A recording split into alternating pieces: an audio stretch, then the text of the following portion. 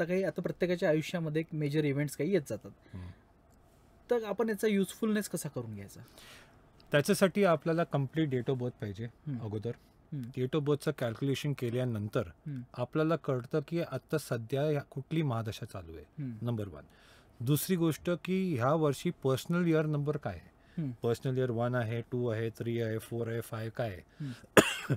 त्याच्यामध्ये आपल्याला हे कळतं की ह्या गोष्टी किंवा ह्या पिरियडमध्ये ह्याला इन्व्हेस्टमेंट करायचं की नाही करायचं आहे, कुठलं मोठं रिस्क टेकिंग काम करायचं की नाही करायचं आहे, लग्न करायचं की नाही करायचं आहे, किंवा आता नुसतं साखापुडा करू आणि पुढच्या वर्षी आम्ही लग्न करू. हे सगळं डिसिजन जे आहे ना ते आपल्याला कळतं. 10वीच्या नंतर पेरेंट्सचं जास्त क्वेश्चन हे असतं की सायन्स घ्यायचं की कॉमर्स घ्यायचं की आर्ट्स घ्यायचं. त्याच्यामध्ये आम्हाला कळतं की your child is made for medical और made for science, made for engineering, made for defence, made for government job. पण त्या अकॉर्डिंगली मग तुम्ही एज्युकेशनचं सेक्टर पण तुम्ही चूज करू शकता. So this is how you have to study, but for that you need the complete study of the chart, complete details.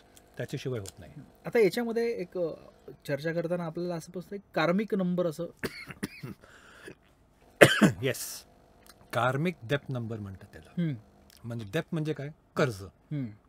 आणि हे कुठून येतात, हे बेसिकली येतं तुमचं पास्ट लाईफचं, या लाईफमध्ये. आणि नुसतं 4 कार्मिक डेप्थ नंबर्स असतात, 13, 14, 16, 19. म्हणजे जे 13 तारखेला, 14 तारखेला, 16 तारखेला, 19 तारखेला जन्मलंय ते कन्फर्म बाय डिफॉल्ट त्यांचा कार्मिक डेप्थ आहे. 13, 14, 16 आणि 19. ओके, ठीक आहे. पण अजून एक कॅल्क्युलेशन पण आहे, तुमचं डेट ऑफ बर्थ आणि मंथ जे आहे ते दोघांना पण तुम्ही ॲड करा. ते पण जर 13, 14, 16 किंवा 19 जर ॲडअप झालंय तर यू ऑल्सो हॅव अ कार्मिक डेप्थ. म्हणजे फॉर एक्झाम्पल आय एम 12 जुलै, 12 आणि 7 काय झालंय, sorry 19. So I have a कार्मिक डेप्थ. तसं. आणि नंतर मी नुसतं जर मी 13 तारखेला जमलं होतं तर कन्फर्म की आय हॅव कार्मिक डेप्थ. तसं. So you have to look at these 2 calculations. अच्छा, आता ते काय आहे कार्मिक डेप्थ आणि काय इम्पॅक्ट आहे आमच्या लाईफवर, आणि आपल्याला ह्या लाईफमध्ये काय करायचं आहे सुधार त्याच्यासाठी की ते मिटून जाईल, पण पुढे आम्ही कॅरी फॉरवर्ड करू नये.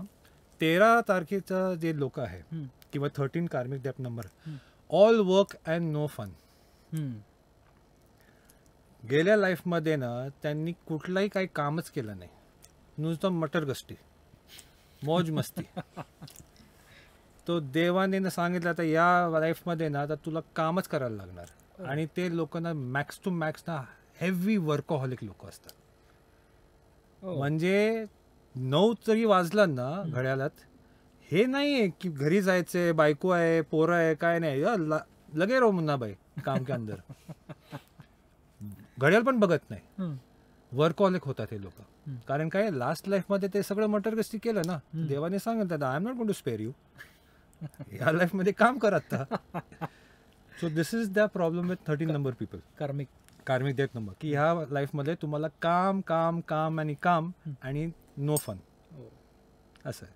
नो फनमध्ये काय होतं, रिलेशनशिप्स खराब होतं, बॉन्डिंग नसतं, मग कसं काय सगळं चालणार. मग त्या लोकांना मग लग्न पण नाही करायला पाहिजे. मग why you are spoiling somebody else's life, है ना. ट्रू, असं नाही आहे, बट यू डोंट नो ना. लोकांना ते एज्युकेशन नाही आहे ना, people are illiterate about it. बरोबर.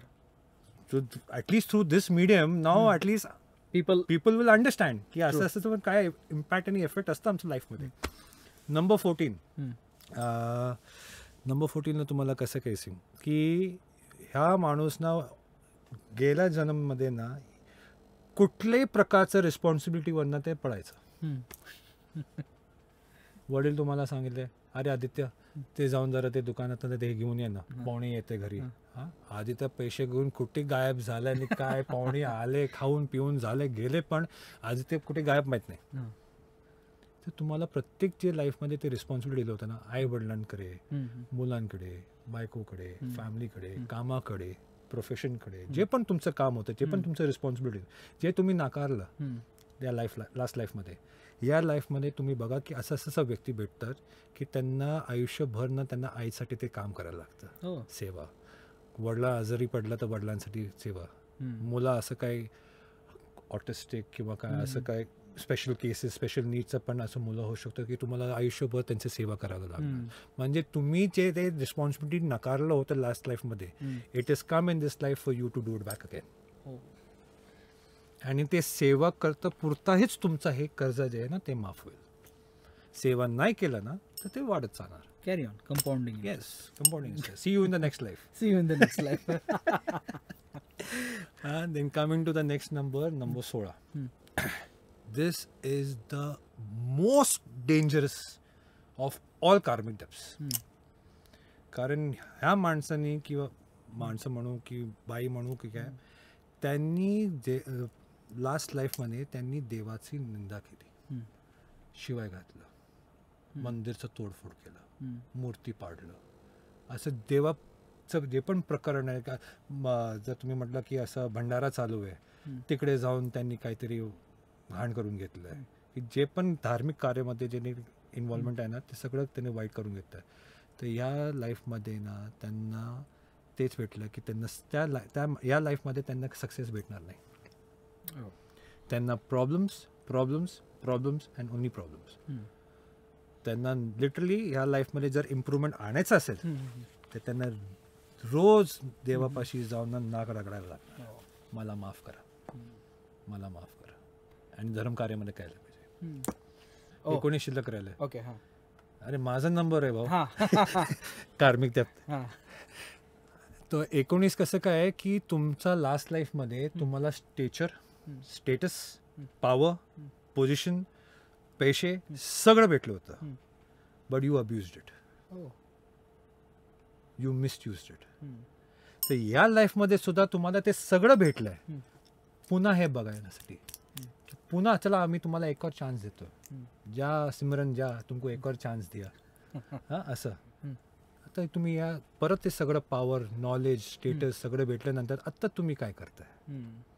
आणि जर या लाईफमध्ये सुद्धा जर मी नाही रेक्टिफाय केलं नाही, then I may get into the status of 16 number also in my next life. I do not know. That is how this karmic depth आहे. म्हणजे सी ना, आणि जे ज्यांचं कार्मिक डेप्थ नंबर 19 आहे ना, जवळच्या लोकांकडनं त्यांना धोका पण भेटतो. Indira Gandhi prime example, prime minister of India, पण जवळच्या लोकांनीच तिला धोका दिला. शी ऑल्सो हॅज गॉट कार्मिक डेप्थ नंबर 19. ग्रेट. सो म्हणजे जसं ते एंटरटेनिंग वाटतं तसं त्याच्यामध्ये त्याच्या दोन्ही शेड्स आपल्याला याच्यात बघायला. एक्झॅक्टली.